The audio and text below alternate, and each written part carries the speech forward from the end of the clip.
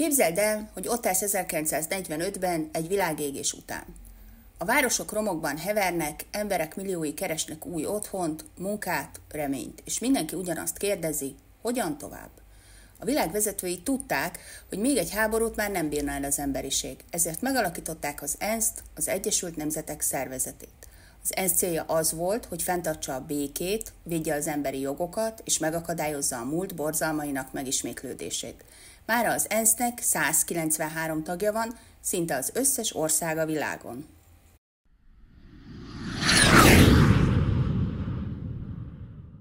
De a béke nem jelentett egységet. Az USA a szabad piac és a demokrácia híve volt, míg a Szovjetunió kommunista rendszer elkötelezettje. A háború alatt közös ellenségük, a náci Németország összetartotta őket, de Hitler bukása után a feszültségek kiéleződtek. 1947-re világossá vált, a Szovjetunió és az Egyesült Államok szemben állnak egymással, és ezzel kialakult a kétpólusú világ. Sztálin fenntartotta a fenyegetettség érzését, hangsúlyozva, hogy a kapitalista országok veszélyt jelentenek a szocialista rendszerre. Ezért biztonsági övezetet alakítottak ki Kelet-, Közép- és Délkelet-Európában, ahol a kommunista pártok szovjet támogatással átvették a hatalmat.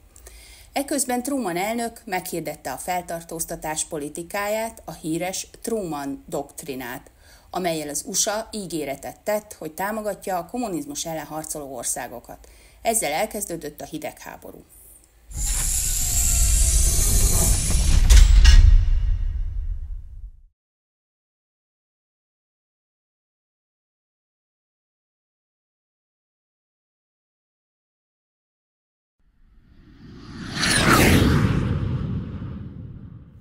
Németországot 4 megszállási övezetre osztották, és Berlin, bár a szovjet zónában feküdt, külön státuszt kapott. 1948 nyarán a Szovjetunió blokkád alá vonta Nyugat-Berlint, abban bízva, hogy az emberek éhezni fognak és feladják. De az amerikaiak és a britek légihidat szerveztek, repülőgépekkel szállították az élelmet, gyógyszert, szenet a városba hónapokon át. Ez volt az első igazi ütközet a hidegháborúban, fegyverek nélkül, de hatalmas tétre menően.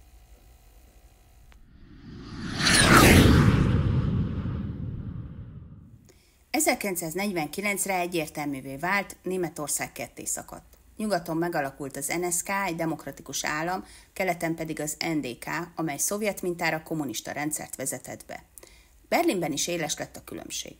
Nyugat-Berlin szabad maradt, Kelet-Berlin viszont a kommunista világ mintavárosa lett. De a keletnémetek nem mind maradtak várva a jobb életre.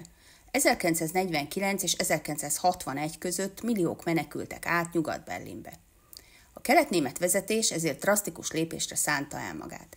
1961-ben megépítették a berlini falat.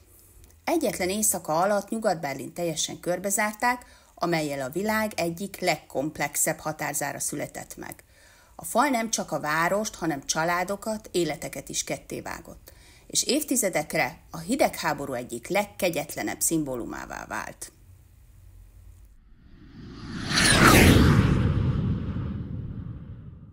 A világ 2 táborra szakadt, nyugatra és keletre. Katonai szövetségek is alakultak, mint a NATO és a Varsói Szerződés.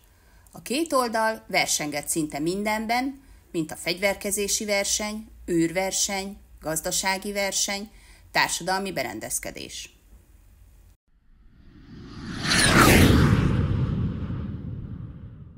A kétpólusú világ majdnem fél évszázadig meghatározta, hogyan éltünk, gondolkodtunk, tanultunk, vagy éppen utazhattunk. Még ma is érezzük a hidegháború hatásait. Politikában, nemzetközi kapcsolatokban, de akár a technológiai fejlődés ütemében is. A 2 szuperhatalom vetélkedése tanulságos. A félelem, a bizalmatlanság, a zárt határok soha nem hozzák el a valódi biztonságot. A párbeszéd, az együttműködés és a nyitottság viszont igen. Köszönöm, hogy velem tartottatok, a következő videóban pedig megnézzük, hogyan alakul tovább a világ a hidegháború csúcspontján.